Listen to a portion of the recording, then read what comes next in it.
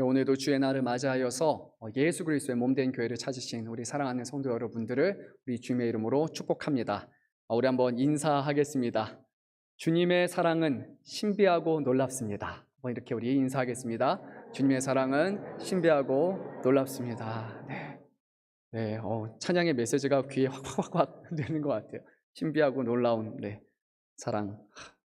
정말 그렇게 여러분 느끼십니까? 정말 그렇게 고백하며 살아가고 계십니까?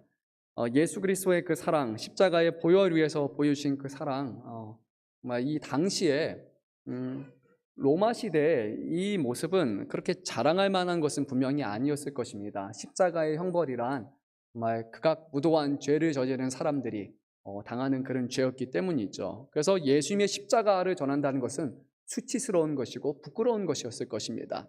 하지만 예수님을 믿는 사도들은 그렇게 고백하지 않았습니다. 사도 바울이 말했죠. 나는 주님의 복음을 부끄러워하지 않는다라고 그렇게 고백을 합니다. 그 사랑은 십자가에 죽으신 사랑이지만 그 사랑이 우리를 살리신 사랑이기 때문에 우리는 십자가를 생각하며 또 감사하며 살아가야 할 줄로 믿습니다. 오늘 다시 한번 그 찬양의 고백을 통해서 우리 안에 이루신 또 우리의 생명을 주신 하나님 앞에 감사하고 주 안에서 즐거워하며 살아가시기를 주님의 이름으로 축복합니다. 살다 보면 우리는 종종 억울한 일을 당합니다. 그렇죠. 근데 이 억울한 상황에 대해서 대처하는 방식은 사람마다 조금 차이가 있는 것 같습니다. 그래, 그럴 수도 있지라고 별것 아닌 것처럼 이렇게 대수롭지 않은 것처럼 넘어가시는 분이 있습니다. 또는 그 자리에서 바로 반박을 하시는 분이 있어요. 말로 하면 말로 갚아줘야 되고 주먹 갚아줘야지 속이 풀리는 그런 분들도 분명히 있습니다. 어떤 분들은 그냥 마음에 이렇게 듣고 나서 그냥 넘기진 못하겠고 이 마음 한켠에 잘 이렇게 넣어두시는 분이 있습니다. 또 어떤 분들은 넣어뒀는데 이게 자꾸만 꺼내시는 분이 있습니다. 맞아요. 그때 나한테 이랬어. 그때 이렇게 했어. 막 일을 가시는 분들도 있을 거고, 어떤 분들은 한번 내가 나를 잡아서 제대로 갚아줘야겠다라고 이렇게 계획하고 실제로 그렇게 실행하시는 분, 아마 다양한 분들이 있을 것 같습니다. 상처 주는 것 그냥 넘어가는 것 참 쉽지 않은 것 같습니다. 오늘 말씀은요, 여기서 가장 끝부분에 해당합니다. 상처를 받았는데 그 상처를 마음속에 탁 넣어놓고 칼을 갈기 시작합니다. 무려 2년이라는 시간 동안 갈고 갈아서 아주 날카로운 칼을 간 다음에 이 복수의 칼날을 휘두르는 것에 대한 복수에 관한 그런 말씀입니다. 이 말씀은 우리에게 복수는 짜릿한 것이다, 또는 복수는 이렇게 해야 된다라고 그렇게 가르쳐주는 것이 결코 아닙니다. 오히려 이 복수를 우리가 현실화하는 그 과정 속에서 우리가 스스로가 얼마나 끔찍해질 수 있는지 그것을 우리에게 가르쳐주는 말씀이고, 그리고 그 복수를 결국 성취했을 때 우리가 얼마나 허무할 수 있는지 그것을 오늘 전해줍니다. 그래서 결국 우리로 하여금 복수의 마음이 사라지게 하고 그리고 사랑의 마음을 주시는 그 말씀입니다. 복수, 어디서부터 복수가 시작을 했는가? 오늘 말씀에서는 놀랍게도 사랑에서부터 복수가 시작이 됩니다. 아니, 사랑과 복수는 원래 정반대편에 있는 것이잖아요. 그런데 한 끗 차이라고 오늘 성경은 말씀합니다. 뒤틀린 사랑, 그리고 사랑을 받기 위해서 채우기 위한 그 욕심이 결국 자라나서 다른 사람들을 복수하는 것에 대해서 말씀합니다. 그래서 오늘 이 말씀을 볼 때 우리는 복수라는 것을 생각하면서 먼저 우리의 사랑을 한번 돌아볼 필요가 있는 것 같습니다. 뒤틀린 사랑, 혹시 강요하는 사랑, 무엇을 받기 원하는 그런 사랑을 혹시 우리가 하고 있는지, 우리의 마음과 우리의 욕심을 채우기 위한 그런 사랑이 아니라 정말 주님이 말씀하신 것처럼 베풀고 나누는 그런 이타적인 사랑을 다시 한번 우리가 할 수 있도록 주님께서 그 마음을 주시기를 또 소망하고, 혹여라도 우리의 마음 가운데 나는 저 사람한테 갚아야겠어, 그런 복수의 칼날을 갈고 계시는 분이 계시다면, 아니면 누군가에게 상처받아서 마음이 아픈 가운데 있다면요, 오늘 말씀을 통해서 복수가 아니라 주님이 사랑의 마음과 그 영혼을 위해서 기도할 수 있는 그런 마음을 불어넣어 주시기를 간절히 소망합니다. 한번 우리의 모습을 돌아보면서 정말 그리스도인으로서 우리는 어떻게 행동해야 되는지 다시 한번 주님이 주시는 그 지혜의 말씀을 듣고 또 우리가 배울 수 있기를 소망합니다. 이 처절한 복수의 시작은요, 바로 다윗의 아들 암논, 맏아들 암논이 다윗의 셋째 아들인 압살롬의 여동생 다말을 꿰어내어서 강압적으로 성적인 관계를 맺고, 그리고 그를 그냥 내쫓아 버리는 것에서부터 비롯됩니다. 이름이 헷갈리면 안 됩니다. 암논 첫째 아들, 그리고 다말 먼저 얘기하면 헷갈릴 수 있어요. 암논 첫째 아들, 그리고 압살롬 셋째 아들, 다말 셋째 아들의 동생. 이해되셨죠? 안 되신 것 같네요. 자, 다시 한번. 자, 암논, 압살롬, 다말. 그렇게 그냥 고개 끄덕이시면 될 것 같습니다. 자, 다윗의 맏아들 암논은 본래 압살롬의 여동생인 다말을 아주 흠모하는 그런 사람이었습니다. 너무 사랑하고 너무 사랑해서, 너무 사랑하면 어떻게 됩니까? 짝사랑이 오래 지속되면 마음속에 상사병이 걸리는데, 오늘 바로 이 암논이 상사병이 걸리고 맙니다. 어떻게 하면 이 사랑을 쟁취할 수 있을까? 어떻게 하면 이 사랑을 구애할 수 있을까? 그가 끙끙 앓며 고민하던 중에 그의 친구이자 또 자신의 사촌인 요나답이 그에게 한 가지 꾀를 전해주었습니다. 바로 정말 병들어서 죽어가는 것처럼 그렇게 누워 있어라. 그러면 너희 아버지 다윗 왕이 너를 방문할 텐데, 그때 아마 죽어가는 목소리로 다말이 와서 봐주면 나을 것 같은데 라고, 그렇게 다말에게 먹을 것을 준비해서, 보양식 같은 것을 준비해서 자기를 좀 도와달라고 부탁을 하라는 겁니다. 다윗 어땠을까요? 자기의 맏아들이 지금 병상에 누워 있는데 뭐 간이고 쓸개고 다 뺏어줄 수 있지 않습니까? 그래서 이 맏아들의 요청을 허락했습니다. 먹을 것을 만들어주고 병간호를 하는 것, 보기에도 좋은 것이라고 여겨졌기 때문이죠. 결국 다윗이 암논을 이제 얘기를 해서, 다말에게 얘기를 해서, 저도 헷갈리네요. 다말에게 얘기를 해서 가서 암논을 도와달라라고 요청을 합니다. 그래서 다말이 지금 암논에게 와서 빵을 몇 개 잘 빚어서 잘 구웠습니다. 그리고 이제 이 준비된 음식을 가지고 이제 암논에게 가는데, 이 암논의 관심은 이 음식에 있지 않았습니다. 그래서 음식을 가져온 다말을 아마 강하게 붙잡고, 그리고 부적절한 관계를 맺을 것을 거기서 요구합니다. 이 말을 들은 다말은 완강하게 부인을 합니다. 그녀는 차분하게 말했습니다. 지금 이런 부적절한 관계를 맺는 것은 나를 욕보이는 행동이니까 결코 그렇게 해서는 안 된다. 또한 나를 욕보이는 것에서 끝나는 것이 아니라 암논 당신에게도 아주 어리석은 행동, 모든 사람들이 다 어리석다고 할 만한 그런 행동이기 때문에 멈춰야 합니다 라고 전합니다. 차라리 나를 그만큼 사랑하고 나를 생각한다면 우리 아버지인 다윗 왕에게 얘기해서 나를 당신의 아내로 삼고 싶다라고 그렇게 얘기하면 그게 훨씬 더 가능성 있는 일이다 라고 이렇게 차분하게 잘 얘기를 합니다. 누가 봐도 합리적인 그런 말일 겁니다. 정말 사랑한다면 그러면 차라리 결혼을 하는 것, 그렇게 취하면 되는 거죠. 그런데 암논은 이 다말의 말을 듣지 않았습니다. 자기가 원했던 사랑의 모습이 아니었기 때문이에요. 그래서 그곳에서 강압적으로 성적인 관계를 맺어서 다말을 욕보이고 말았습니다. 그런데 문제는요, 더 큰 문제는 부적절한 관계가 끝나고 나서요, 암논이 다말을 미워했다라고 성경은 말합니다. 누가 누구를 미워했다고요? 암논이 다말을 말입니다. 아니, 다말인 여자가 자기를 강제적으로 이렇게 관계를 가진 암논을 미워한 것이 아니라 남자가 여자를 미워했다라고 그렇게 말합니다. 근데 어느 정도 미워했냐면 자기가 사랑했던, 상사병이 걸려서 걸릴 만큼 사랑했던 것보다 더 많이 미워했다라고 오늘 성경은 말씀합니다. 왜 암논이 다말을 미워합니까? 다말이 암논을 미워해야 되죠. 왜 그랬을까요? 곰곰이 말씀을 생각해 보니까 아마 이런 의미가 있을 것 같습니다. 지금 다말은 자기 앞에서 바른 말을 했습니다. 이런 것이 아니라 당신이 이렇게 나를 사랑한다면 이렇게 해주십시오라고 그렇게 말하며 자기를 거절했었습니다.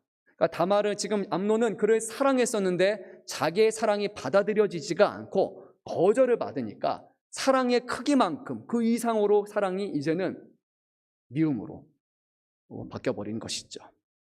뿐만 아니라 다말의 모습을 보면서 자신의 추악한 죄의 모습을 보았을 겁니다. 자기가 강제적으로 취한 여인, 이 다말이라는 여인의 존재는 그 자체로 암논이 얼마나 죄가 많은 사람인지, 그가 얼마나 추악한 사람인지를 드러내는 것이죠. 죄를 드러내고 싶은 사람이 과연 어디 있겠습니까? 다들 죄를 감추고 싶고, 그리고 외면하고 싶은 것이 죄 아닙니까? 근데 눈앞에 있는 이 다말의 모습을 보면 자기의 죄가 너무나 극명하게 드러나기 때문에, 그래서 암논은 다말을 이제 아주 미워하기 시작을 합니다. 결국 암논은 사람을 시켜서, 자기의 종들을 시켜서 이 다말을 내쫓아버려라, 그리고 문의 빗장을 닫아서 들어오지 못하도록 하라 라고 그렇게 아주 비참하게 행동을 했습니다. 그러자 다말은 지금 자신을 내쫓는 것은 자신을 욕보이는 것보다 더 악한 것이라고 그 자리에서 말했습니다. 죄를 저지른 것보다 더 악한 것은 그 죄를 부정하는 것이라는 겁니다. 죄를 은폐하는 것, 가리우는 것이 그 죄보다 더 악한 것입니다.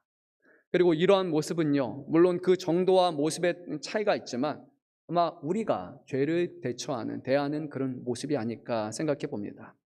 죄를 범한 내 자신의 연약한 실체를 인정하고, 맞아요, 내가 죄를 저질렀습니다, 내가 또 연약해서 죄를 저질렀습니다라고 그 죄를 인정하고 그 추악한 것을 바라보고 회개하고 그 결과에 대해서 책임을 지는 것보다는 우리는 종종 그 죄를 회피하려고 합니다. 내가 언제 그랬어? 아니, 내가 아니라 저 사람이 그랬어. 그리고 죄를 회피하고, 그리고 죄를 정말 우리는 갈 수만 있으면 가리우려고 하지 않습니까? 또한 죄를 떠올리게 하는 그런 여러 가지 기억들을 의도적으로 우리가 잊고 살고, 그리고 생각나게 하는 모든 흔적들을 다 없애서 나는 죄에 저지른 적이 없어, 나는 선한 사람들이야 라고 그렇게 우리가 죄를 은폐하지 않습니까? 물론 이 자리에 계신 분들이 그런 분들이라고 생각하지는 않지만 일반적으로 말입니다. 죄를 내가 죄인이에요, 내가 잘못했어요 라고 처음부터 인정하는 사람은 생각보다 많지 않습니다.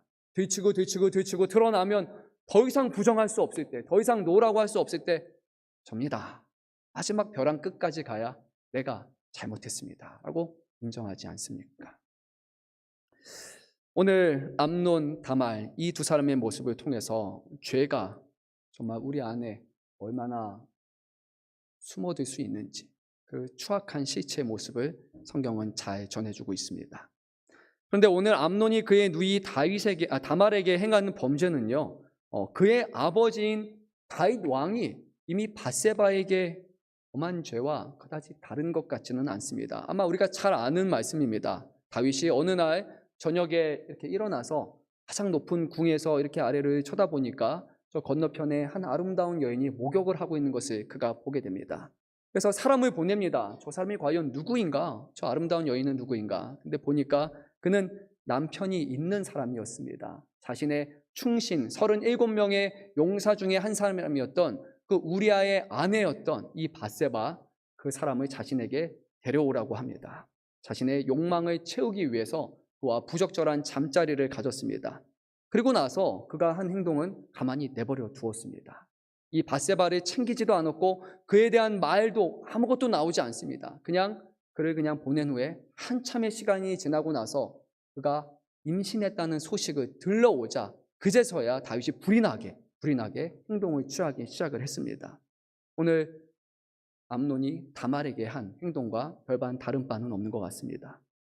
밧세바가 임신했다는 소리를 들으니까요, 다윗은 전장에 있는 그의 남편 우리아를 급하게 불러냅니다. 그래서 밧세바와 빨리 잠자리를 가질 것을 그렇게 요구를 합니다. 하지만 이 우리아라는 사람은요, 충신 중에 충신이고 전쟁 중에 전장의 영웅이에요. 그는 참 멋있는 사람인데 지금 나 위에 있는 상관과 그리고 내 용사들이 다 전장에서 싸우고 있는데 내가 이곳에서 집에 가서 잔다는 것은 불가합니다. 그래서 그는 성문 앞에서 함께 있는 용사들과 그냥 텐트를 쳐서 잡니다. 아무리 술을 먹이고 취하게 해도 나는 하나님께 맹세하오니 절대 그런 일은 일어나지 않을 것입니다 라고 하나님을 경외하는 모습을 보여줍니다. 하지만 다윗은 그 모습을 보면서 하나님을 깨닫지도 않고 하나님을 두려워하지도 않고 그의 마음속으로는 한 가지였습니다.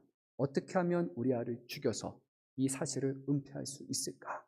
죄를 마주하고도 그 죄의 추악함을 보고도 오직 그 죄를 없애는 것에 혈안됐던 사람이 바로 다윗이었습니다. 결국 우리아를 전장에 보내 가장 위험한 곳에 보내서 그를 죽게 만들었습니다. 다윗 그리고 그의 첫째 아들 암논, 두 사람은 결국 자신의 욕망을 채우기 위해서 두 사람의 인생을 자기 마음대로 하는 그런 아주 크나큰 죄를 범하고 말았습니다. 다윗은요, 모든 것이 끝났다고 생각을 했습니다. 그런데 바로 그때 하나님께서 나단 선지자를 보내셔서 다윗의 추악한 죄를 하나하나 다 드러내셨고, 그리고 나서 하나님은 다윗의 집에 이제는 칼이 영원히 있을 것이다 라는 그런 심판의 말씀을 전하셨습니다. 그 안에는 칼부림이 계속해서 일어날 것이라고 전한 것이죠. 그리고 오늘 이 말씀에서 그 칼이 이제 비로소 다윗의 가문을 향하고 있습니다. 형제와 형제가 서로를 죽이기 위해서 혈안된 모습이 바로 오늘 말씀입니다. 그런데요, 다윗은 이것을 보고 있었지만 그가 할 수 있는 것은 아무것도 없었습니다.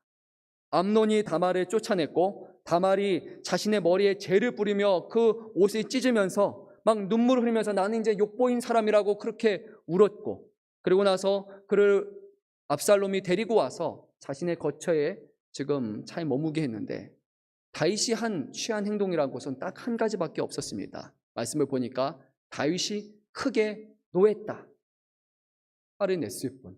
그의 아들들을 불러내지도 않았고 왜 이런 일을 했냐고 책망하지도 않고 너희가 어떻게 여호와를 경외하면서 이런 악을 행할 수 있느냐, 아무 말도 하지 않았습니다. 왜 그랬습니까? 다윗 스스로가 하나님 앞에 더 큰 죄를 저질렀던 사람이기 때문입니다. 지금 암논이 지은 죄보다 자기는 더 큰 죄악으로 사로잡혔던 사람이기에 아들의 죄에 대해서, 그 잘못에 대해서 아무 말 할 수 없는 그런 다윗의 모습을 우리는 볼 수 있습니다. 사랑하는 성도 여러분, 우리가 죄와 너무 익숙하게 살아가면요, 우리의 자녀들의 죄에 대해서, 잘못에 대해서, 다른 사람의 누구에 대해서 우리는 함구할 수밖에 없습니다. 아무 말을 할 수가 없어요. 이미 내가 더 큰 죄를 저지른 사람이니까요. 그런데 다윗은 그때 조치를 취해야 됐습니다. 그렇지 않았기 때문에 결국 아들을 죽이는 일들이, 참상이 이제 일어나게 됩니다. 암논은 그 당시에요, 맏아들이었습니다. 맏아들의 특징이 하나가 있는데, 맏아들은 다음에 왕위를 물려받을 사람이라는 겁니다. 가장 유력한 그런 왕자였어요. 그래서 다윗은 또 그 아들을 자기 마음대로 죽일 수도 없었고, 그리고 심지어 이 암논은 자기가 처벌받지 않을 것이라는 사실을 너무나 잘 알았고 그것을 교묘하게 이용을 했습니다. 왜요? 다윗이 밧세바를 음행을 했고, 그리고 나서 우리아를 전장에 보내서 죽였다는 사실을 이미 사람들에게 공개적으로 드러났는데도 불구하고 다윗은 여전히 왕위를 지키며 살아왔기 때문이에요. 그는 왕이었기 때문에 큰 처벌을 받지 않았습니다. 지금 암논 또한 그가 앞으로 왕이 될 사람이기 때문에 이런 죄 할 수 있었습니다. 처벌을 받을 수 없는 상황이었어요. 그래서 암논은 이것을 아주 교묘하게 이용했던 것이죠. 그리고 나서 아무 일이 없는 것처럼 시간이 흘려서 이제 2년이 경과하고 말았습니다. 표면적으로 볼 때요, 이 일은 일단락된 것 같았습니다. 2년 동안 아무 일이 없었잖아요. 그러면 이제 다 지나간 일이잖아요. 그런데 놀랍게도 다말의 오라비 압살롬은 단 하루도 이것을 잊었던 적이 없습니다. 이것을 그의 마음속에 두고 날마다 칼을 갈고 있었습니다. 압살롬은 정말 이 암논을 불러내서, 첫째 형이지만 형 왜 이렇게 했냐고, 내 누이에게 이렇게 심한 행동을 했냐고 그렇게 따끔하게 얘기를 하거나 아니면 소소한 복수를 할 수도 있었지만 전혀 그러지 않았습니다. 압살롬의 마음에는 딱 하나밖에 없습니다. 암논을 반드시 죽여야겠다라는 생각을 그는 가졌습니다. 그리고 2년이 지난 어느 날 압살롬은 바알 하솔에서 이제 양털을 깎는 아주 큰 이제 행사가 있었는데, 그때 자신의 이제 왕을 암논을 불러내기로 그는 결정을 합니다. 사무엘상 25장 말씀을 보면요, 이 양털 깎는 행사가 아주 큰 행사인 것을 알 수 있는데, 그 당시에 이제 한 3,000마리의 양을 거기서 막 자르면서 그 양털을 이제 앞으로 받아서 얻을 그런 이익과 소득을 생각하면서 수고했다, 열심히 잘했다. 그래서 사람들이 거기서 술판도 벌리고 막 음식도 먹으며 아주 큰 잔치가 벌인 것을 보게 됩니다. 압살롬은 이 큰 잔치에 앞두고 먼저 다윗과 그 왕의 신하들과 종을 다 초청하려고 했습니다. 하지만 다윗은요, 이 요청을 들었을 때 자기가 가게 되면 뭐 왕이니까, 왕이 가면 얼마나 많은 사람들이 뒤에 행차해야 됩니까? 그것이 너에게 부담이 될 수 있으니까 내가 가지는 않겠다라고 거절하고, 그리고 이 모든 것을 축복을 했습니다. 근데요, 이것은 실제로는 압살롬이 의도한 것이었습니다. 압살롬은요, 아주 지혜로운 사람이고 아주 교묘한 사람입니다. 이어지는 나중에 사무엘 하 말씀을 보면요, 자신의 아비의 왕위를 찬탈하기 위해서 그가 벌인 행동을 보면 압살롬은 보통 사람이 아닙니다. 오랫동안 참고 인내하면서 자신의 계획을 철저하게 이어가는 사람이에요. 지금 압살롬이 의도한 것은요, 바로 이것입니다. 아버지가 한 번의 청을 거절하면 두 번째 청, 아니면 세 번째 청은 미안해서라도 받아들여 줄 것이다. 그것이 압살롬이 계획한 것입니다. 그래서 처음에 아버지가 나는 못 간다라고 얘기를 하니까 압살롬이 이렇게 얘기합니다. 그러면 맏아들 첫째 암논만이라도 보내주십시오 라고 말합니다. 그러니까 다윗이 왜 암논이 거기 가야 하느냐라고 거절을 하니까 다시 한번 재차 말합니다. 아버지가 왕이고 암논은 나의 형이니까, 그가 다음 왕이니까 그라도 보내주십시오. 재차 간청을 하니까 다윗은 어쩔 수 없어서 그것을 허락을 합니다. 암논뿐만이 아니라 모든 왕자들도 함께 다 가라라고 이렇게 승낙을 했습니다. 결국 압살롬은 자기가 원하는 대로 이 계획을 하나하나 이뤄갔던 것이죠. 모든 왕자들이 정말 이 행사에 참여를 했고, 그리고 거기서 술도 마시고 그 먹을 것을 즐기면서 사람들이 한참 부르기가 무르익은 그 순간에 압살롬은 자신의 부하들에게 미리 시켜서 그때 내가 명령하면 너가 가서 암논을 죽이라 라고 이미 모든 것을 계획했습니다. 근데 이 압살롬의 수하들이 과연 왕자를 죽이는 것이 그렇게 마음이 편했을까요? 어찌됐건 죽이고 나면 그 모든 책임이 자기에게 다 뒤집어질 수 있는데 두려워하지 않았겠습니까? 그래서 오늘 두려워하고 머뭇거리는 부하들을 향해서 이 압살롬이 이렇게 말합니다. 28절 말씀인데요. 두려워하지 말라. 내가 너희에게 명령한 것이 아니냐. 너희는 담대히 용기를 내라 라고 그는 말했습니다. 근데 이 말씀은요, 주로 성경에서 하나님께서 이스라엘 백성에게 하시는 말씀입니다. 강하라, 두려워하지 말라, 내가 너희와 함께한다라는 이 말씀을 지금 압살롬이 자신의 부하들을 향해서 곧 이것이 하나님의 뜻인 것처럼, 하나님의 계획하시는 것인 것처럼 그는 말하고 있습니다. 걱정할 것이 없다. 걱정할 것이 없다. 내가 다 책임을 지겠다. 염려할 것이 없다. 말했습니다. 그리고 이들은 압살롬의 분부대로 행했습니다. 맏아들 암논 죽었습니다. 다른 왕자들 다 놀라서 뿔뿔이 흩어졌습니다. 압살롬은 드디어 복수에 성공했습니다. 2년 동안 침묵하고 준비한 결과가 이제 그에게 이루어졌습니다. 그러면 어떤 일이 일어나야 됩니까? 복수를 이루었도다. 기뻐하고 즐거워해야 되지만, 근데 이어지는 말씀을 보면 압살롬은 도망할 수밖에 없었습니다. 자기도 잡히면 죽은 목숨이기 때문에 왕의 노여움에서 자기 자신을 구원하기 위해서 그는 도망을 갔는데, 바로 암미울의 아들 달메, 곧 자신의 외할아버지, 다른 왕의 후손이었기 때문에 그쪽으로 그는 도망을 가고 말았습니다. 복수의 결과 아무것도 이루어진 것은 없었습니다. 그냥 사람만 죽었을 뿐입니다. 압살롬은 꼭 암논을 죽여야만 했을까? 다른 방식으로 복수할 수는 없었을까? 우리는 생각해 볼 수 있습니다. 분명히 다양한 방식으로 복수할 수 있었을 것입니다. 사람들에게 얘기하고 왕에게 얘기하고, 정말 왕이 저게 어떻게 첫째가 저렇게 할 수 있습니까? 사랑하는 누이를 어떻게 겁탈할 수 있습니까? 아니면 저작거리에 소문을 내면서 정말 그의 명예를 실추할 수 있는 여러 가지 방법도 있었을 것입니다. 근데 압살롬은 그렇게 하지 않았습니다. 그는 완벽한 복수를 원했고 자신이 모든 후환을 다 없애고자 했기 때문입니다. 잘 생각해 보십시오. 맏아들인 암논이 죽으면 그 다음 왕위는 누가 차지하게 됩니까? 첫째가 죽으면 보통 어디로 가죠? 둘째로 가는 게 맞을 겁니다. 근데 지금 압살롬은 몇째죠? 셋째예요. 자기 차례는 아닙니다. 근데 거기서 놀라운 게 하나 있는데요. 둘째 왕자의 경우 뒷배경이 별로 없습니다. 자기의 어머니, 둘째 어머니가 아비가일이라고 하는 얼마 전에 그냥 다윗이 재혼했던, 그의 남편이 죽어서 재혼했던 그런 아내였기 때문에 뒤에는 든든한 뒷배가 없는 사람이었어요. 그런데 압살롬의 외가는 타 지역의 왕의 후손이었기 때문에 외가의 어마어마한 세력을 입었기 때문에 지금 둘째는 조용히 넘어간 채 셋째인 압살롬이 다음 차기의 왕이 될 수 있는 것입니다. 압살롬이 암논을 죽인 이유는 여러 가지 정치적인 이해관계가 얽혀 있는 거예요. 내가 그를 죽여도 왕이 나를 죽이지는 못할 것이다. 잠시 화를 낼 수는 있겠지만 내가 잘 피해 있고 시간이 지나면 결국 다음에 내가 왕이 될 수 있을 것이다. 아버지도 우리아를 죽였고 그리고 밧세바도 겁탈했지만 여전히 왕위를 지키고 있는 것처럼 내가 그 죽인 것은 시간이 지나면 다 무마될 것이다 라고 그는 생각했습니다. 그래서 그는 전혀 후환이 없을 것이라고 믿었습니다. 그리고 또 암논을 죽인 이유에는 가장 중요한 이유겠죠. 바로 복수 그 자체이죠. 압살롬은 자신의 여동생인 다말을 끔찍히 사랑을 했고 그가 겪은 아픔을 되갚아 주려고 했습니다. 사무엘하 14장 28절을 보면요, 압살롬에게는 아들 셋과 딸이 하나 있습니다. 혹시 그 딸의 이름이 누구인지 아십니까? 뜬금없죠. 뭐일 것 같습니까? 다말입니다. 자신의 겁탈당한 여동생의 이름과 동일한 이름으로 자신의 딸의 이름을 지었습니다. 어떤 마음을 가지고 또 여동생을 얼마나 끔찍이 여기는지는 우리는 이것을 통해서 알 수 있습니다.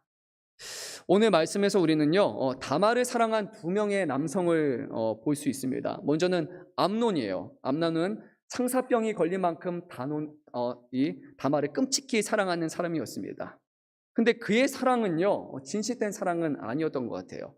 암논의 사랑은 다말을 진정으로 위하는, 그를 위한 사랑이 아니라 자신의 욕구가 채워져야지만 만족하는 그런 사랑을 그는 원했던 것이에요.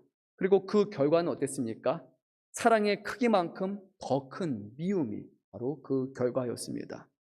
우리는 사랑이 받아들여지지 않거나 거절당할 때 어떤 일이 일어나는지 잘 압니다. 최근에 언론 미디어를 보게 되면요, 두 사람이 사랑하는 사람이 서로 교제하다가 이제 헤어지자라고 하고 나서 이 남자가 칼을 들고 가서 여자를 죽이거나 그런 일들이 잊을만 하면 또 나오고 잊을만 하면 또 나오고 계속해서 그렇게 나오는 걸 보게 됩니다. 젊은 20대, 30대만이 아니라 50대 나이가 드신 분들도 거기서 이 사랑이 거절당하면 순식간에 칼을 들고 폭력을 가하는 일을 보게 됩니다.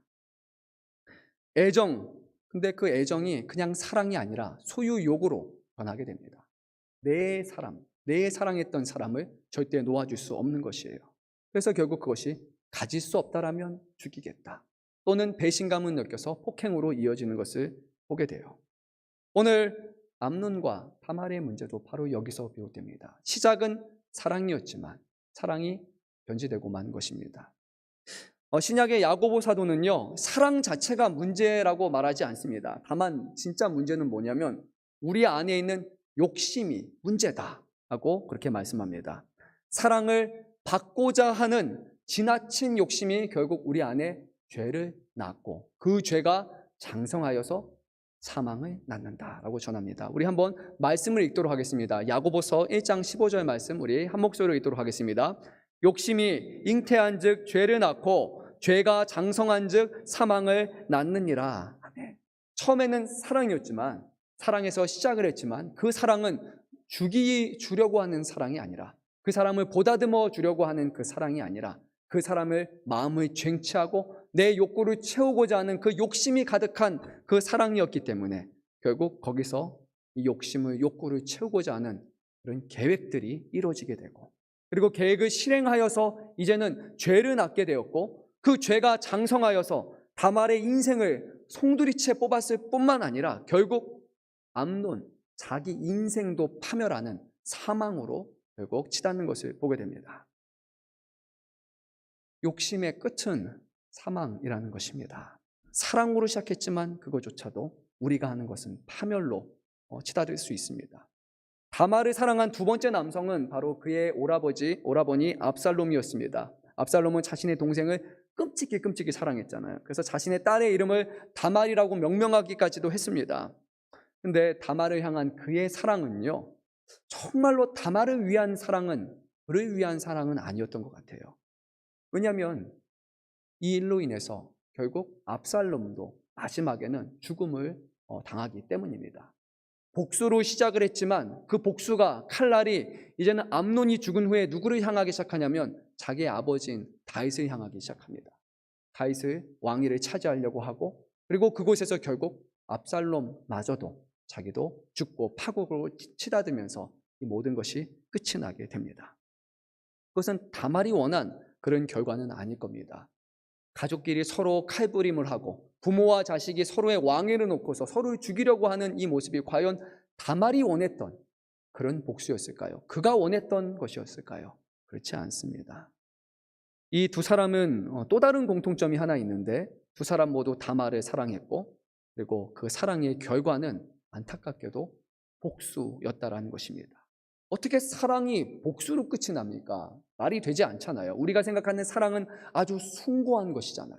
근데 복수는 아주 잔인한 것이잖아요. 그런데 두 사람도 동일하게 사랑에서 복수로 끝이 납니다.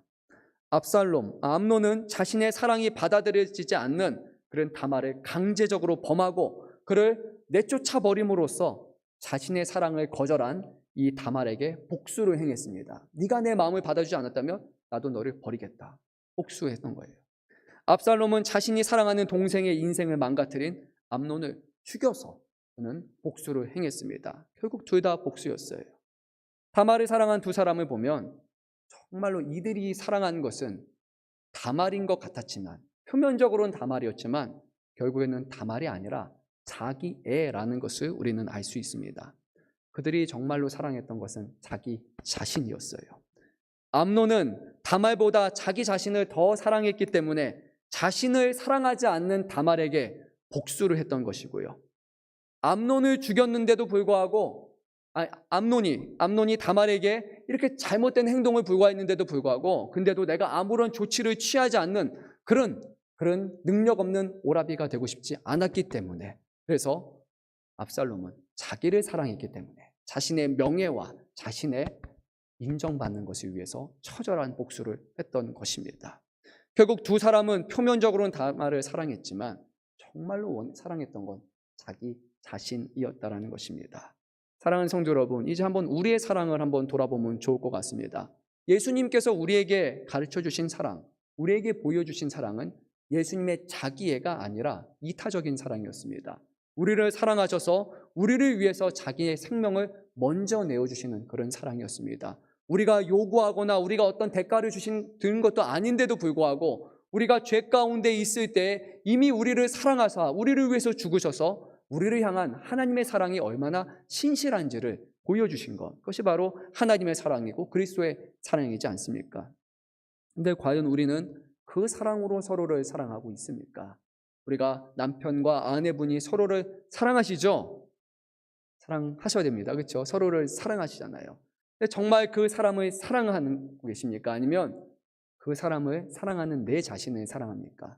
내가 이 사람에게 어떤 대가를 바라거나 내가 이만큼 먼저 사랑했는데, 내가 이렇게 챙겨줬는데, 내가 이렇게 해줬는데 왜 당신은 그렇게 하지 않느냐고 말하면서 우리는 상대방의 그렇게 불편한 감정을 드러내고 있지는 않습니까?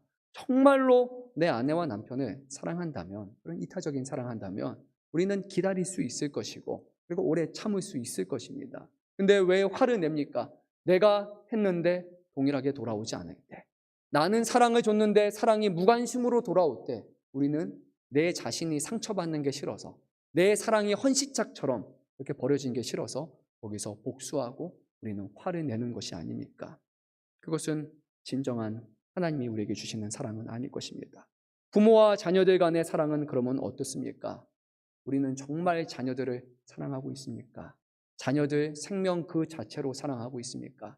그들이 정말 건강하고 잘 살면 된다라고 생각하십니까? 아니면 우리의 자녀들을 통해서 우리 자신을 어떻게 드러내고려 하는 그런 모습으로 우리의 분신처럼 자녀들을 혹시 키우고 있지는 않습니까? 자녀들이 좋은 대학에 가고 번듯하고 잘 되는 것, 그렇게 되면 내가 다른 사람들한테 인정받을 수 있으니까, 정말 내가 잘 키웠다, 내가 뭔가 했다, 그런 만족, 자랑을 하기 위해서 혹시 자녀들의 인생을 내 마음대로 함부로 하고 있지는 않습니까? 아니면 정말 자녀를 그 자체로 사랑하고 있습니까? 모든 것을 내어주는, 생명까지 내어줄 수 있는 그 사랑을 우리는 부모와 자녀들 또한 우리 형제 이웃들에게 그렇게 행할 수 있습니까?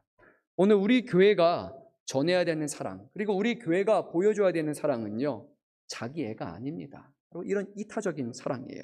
정말 그 사람을 사랑할 수 없는데도 불구하고 사랑하는 사람, 그것을 우리는 구하는 것이고, 교회 안에 이런 사랑이 있을 때 비로소 세상은 우리가 알지 못하는 사랑, 우리가 갖지 못하는 사랑을 교회 안에서는 있다라는 것을 깨닫고 바로 이곳에 하나님이 계시다라고 비로소 수긍할 수 있는 것입니다. 그런데 우리가 전하는 사랑은요, 아무리 서로를 사랑해도 주님이 우리를 사랑하신 것처럼 우리는 사랑할 수 없습니다. 우리의 생명을 다해서 우리 상대방을 그렇게 사랑할 수 없습니다. 여기서 말하는 우리의 사랑은요, 내가 전심을 다해서 정말 전력을 다해서 서로를 사랑하는 것이 아니에요. 저는 그런 줄 알았거든요. 처음에 마음을 다해서 정말 혼힘을 다해서 우리 성도들을 사랑하고 우리 이웃을 사랑하면 정말 그것이 충분한 사랑이 될 거라고 생각을 했는데, 시간이 지나 보니까요, 아니더라고요. 서운한 마음이 더 많이 생겨요. 사랑의 크기가 커가는 만큼 더 많이 사랑하고 더 많이 기도하고 더 많이 품는 만큼 왜 저 사람은 변하지 않을까? 왜 아무것도 오지 않는 사랑에 제 자신이 더욱더 말라 비틀어져 가고, 그리고 그 사랑이 이제는 점점 떠나는 것을 보게 됩니다. 그런 사랑을 결코 말하고 있지는 않습니다. 그래서 제가 비로소 깨닫게 된 것은 이것이에요. 정말 우리가 서로를 사랑한다는 것은요, 내가 당신을 이만큼 사랑해라고 전하는 것이 아니라 나보다 그 사람을 더 사랑해 줄 수 있는 그 하나님의 사랑을 전하는 것이야말로 우리가 서로를 진정으로 사랑하는 것이라는 것을 저는 비로소 깨닫게 됐어요. 제가 사랑할 수 있는 것이 아니라 하나님의 사랑을 전하는 것, 하나님의 위로하심과 하나님의 은혜를 우리가 경험하게 하는 것, 그것이야말로 우리를 영혼을 만족스럽게 하는 진정한 사랑이라는 것입니다. 서로가 아무리 친해지고 가까워져 봤자요, 말 한 번 실수하고 그리고 한마디 잘못하면 순식간에 틀어질 수밖에 없는, 오해가 첩첩산중으로 쌓일 수밖에 없는 것이 우리의 인간의 관계예요. 변함없으시고 우리 위해서 이미 모든 것을 내어주신 그 예수님의 사랑과 하나님의 사랑만이 진정으로 우리를 살릴 수 있는 그런 사랑이라는 것입니다.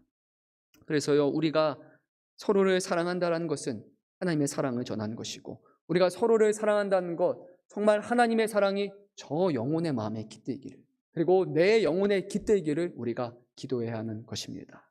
종종 교회 안에서도 서로가 미워하고 불편한 사람들이 있을 것입니다. 그러면요, 우리는 기도해야 합니다. 기도하지 않고 그냥 문제가 해결되지 않습니다. 하나님, 제 마음에 저 사람을 진정으로 사랑할 수 있는 마음을 주십시오. 그리고 하나님, 저 사람의 마음에 예수 그리스도의 사랑을 품어주십시오.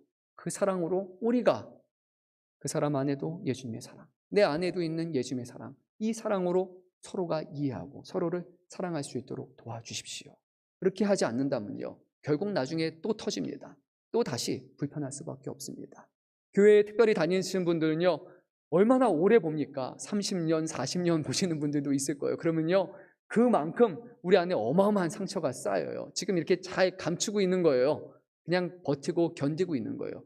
한 번 폭발하면 진짜 남이 될 수 있는, 어마어마하게 할 수 있는 여지가 우리 모두에 있습니다. 부부싸움도 그렇잖아요. 오래 했던 함께 했던 시간이 길어지는 만큼 정말 서로에게 아주 잔혹해질 수 있는 것이 바로 우리 인간의 사랑이고 인간의 마음이라는 것입니다.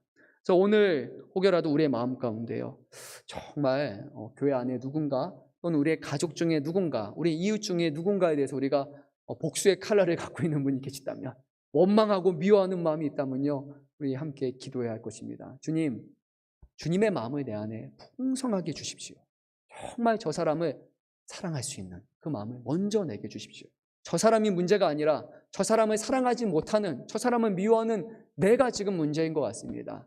주님의 사랑으로 어루만져 주십시오. 기도 먼저 해야 됩니다. 그리고 주님, 거기서 끝나는 것이 아니라 저 사람의 마음에도 주님의 사랑을 넘치도록 주십시오. 그래서 다가가고 서로가 하나 될 수 있도록 주님이 도와주십시오. 사랑하는 성도 여러분, 이렇게 기도하고 계십니까?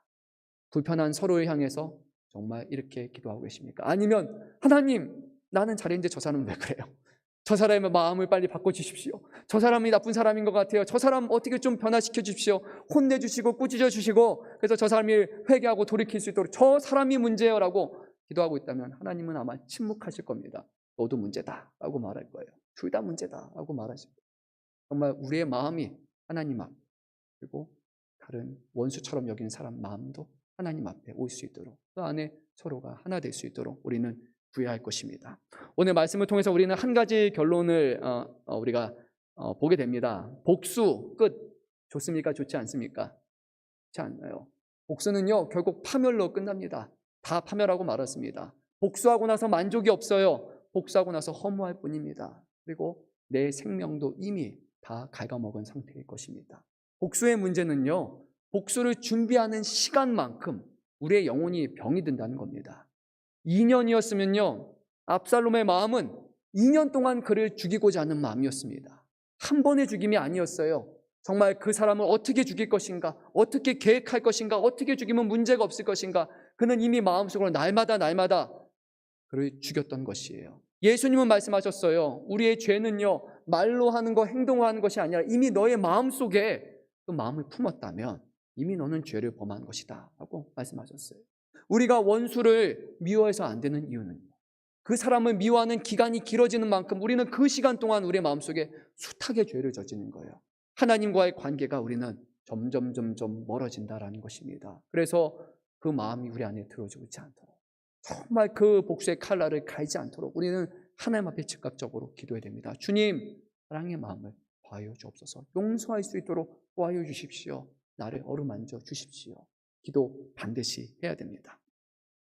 복수하면 떠오르는 영화가 있습니다. 박찬욱 감독이 내놓은 좀 오래된 영화지만 3편의 영화가 있죠. 복수는 나의 것, 그리고 올드보이, 그리고 뭐가 있죠? 친절한 금자씨. 이 3편의 영화 아마 좀 기억이 나실 겁니다. 3편의 영화를 흔히 복수 3부작이라고 그렇게 부릅니다. 올드보이는 아마 다 아시고, 그리고 후속작인 친절한 금자씨도 우리 이영애가 나왔으니까 잘 아실 겁니다. 근데 복수는 나의 것은 의외로 보신 분이 좀 없어요. 좀 B급 영화기도 하고 아주 잔인한 그런 영화입니다. 근데 그 복수는 나의 것이라는 영화에서는요, 정말 복수가 뭐를 뜻하는지 너무 잔혹하지만 너무 자세하게 가르쳐줍니다. 복수는 복수를 낳고, 그리고 복수는 파멸을 낳는다는 것을 그 영화 내내 너무나 잘 보여줍니다. 내용을 다 말씀드릴 수는 없지만요, 그 안에서는 3번의 복수가 일어납니다. 한 사람은 자기의 누나가 지금 신장에 문제가 있어서 신장 이식 수술을 당장 해야 되는데, 그러지 않으면 죽을 위기에 처합니다. 그래서 1,000만 원을 준비하고, 그리고 병원에서 연락이 오면 이제 우리 사랑하는 누이의 이제 신장 이식을 수술해서 병을 고치려고 합니다.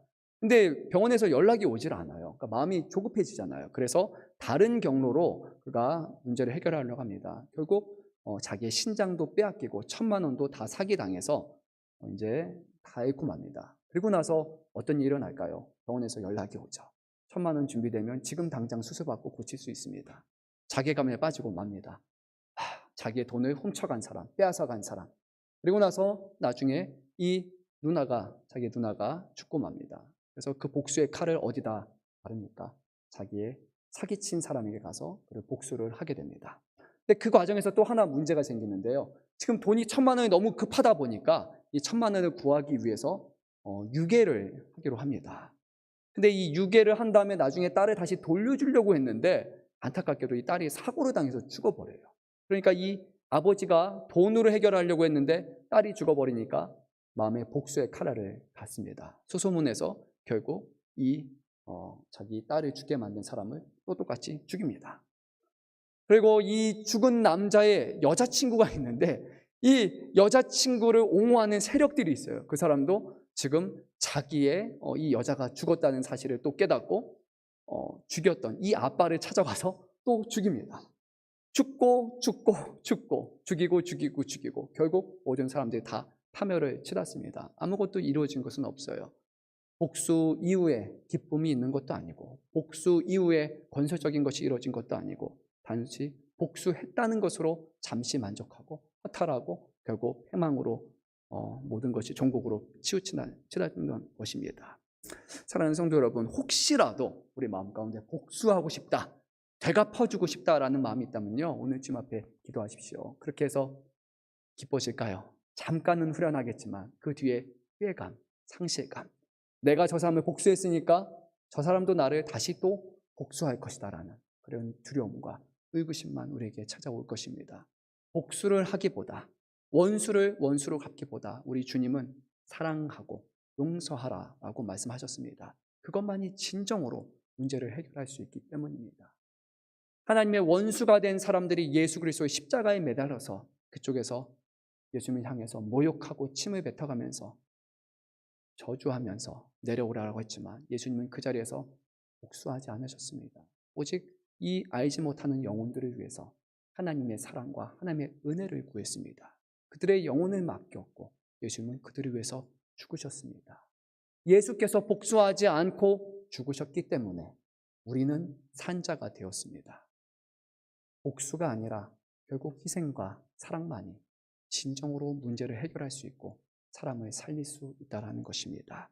오늘 우리 마음 가운데 그 사랑을 주님이 알게 하셨다면 그 사랑을 다시 한번 더 깊이 깨닫게 하시고, 오늘 그 사랑으로 인해서 우리가 미워하는 사람, 혹시 마음에 품고 있는 그런 원수가 있다면 주님 그 마음이 사라지게 해주십시오. 그 사람을 미워하는 만큼 더 기도하고 더 사랑할 수 있도록 도와주십시오. 오늘 우리가 이렇게 함께 구하며 그런 마음으로 우리 찬양 한 곡 부르고 기도하는 시간을 갖도록 하겠습니다.